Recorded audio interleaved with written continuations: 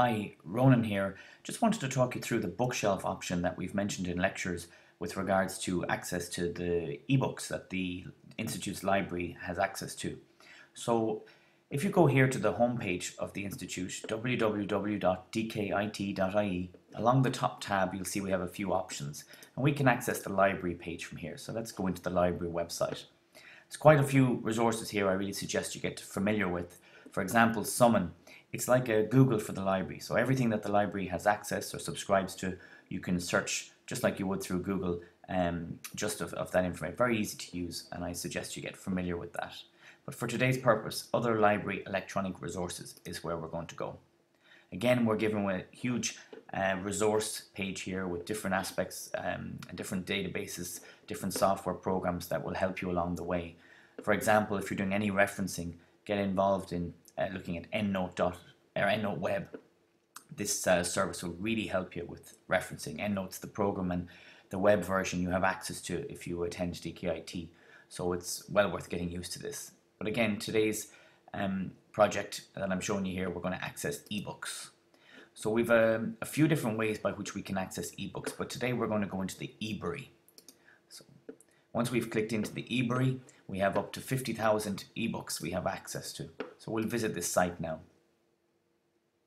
So once we access, you can see there's quite a lot of different areas of fields of book access you can get. If we scroll over a bit to the left, you'll see that we have a search, quick view, and a bookshelf. And we can also download apps and ebooks for our smartphones. Over on the other side, you'll see we have a sign-in function. And this is a sign-in you can do with your own username and password, and you'll see why we need that in a few moments. But let's do a quick, simple search for molecular biology. Okay. So search.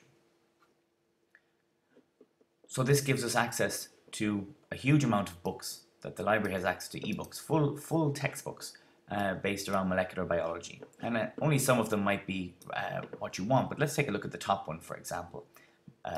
We click into the book itself just to have a look. So the web page opens, gives us a preview of all the different, the book cover, and on the right hand side you see we have a table of contents.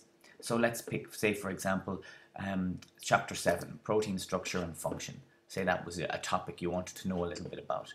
Well, we can flick through the different pages of the chapter to see is it beneficial.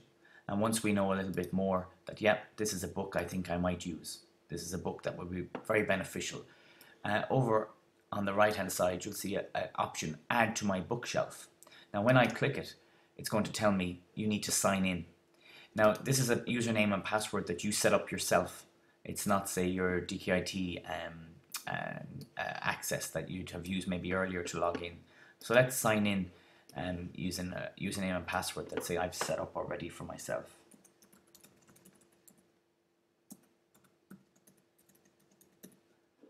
Okay, sign in. Oh, thank you. So once I've signed in now, I'll see my book come up again like we have. We already made our decision. This was the book we wanted to add. So I can add to my bookshelf. Once I click that link, it's sent to my kind of virtual bookshelf. And we have access to that through the top tab here. So let's click on bookshelf now. And you'll see my book is here, the one I want to access.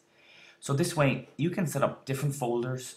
Maybe perhaps you'll set up a folder for each of your modules that you're currently studying, and in each folder put in the books that you found helpful or that you find easy to read or have good images to explain information to you. So I think this is an unbelievable resource. It saves you searching for books all the time. It's kind of like having your favorites right there at your fingertips when you log in. So we can access this book whenever we want now without having to find the particular one that we'd accessed previously. The other thing is then, if you want to get rid of a book at any stage, there's a little trash can icon here that you can remove the book from your bookshelf. So that's the essence of the little tutorial. Go start your bookshelf now and get some books up there that'll help you get through your exams. Okay, best of luck.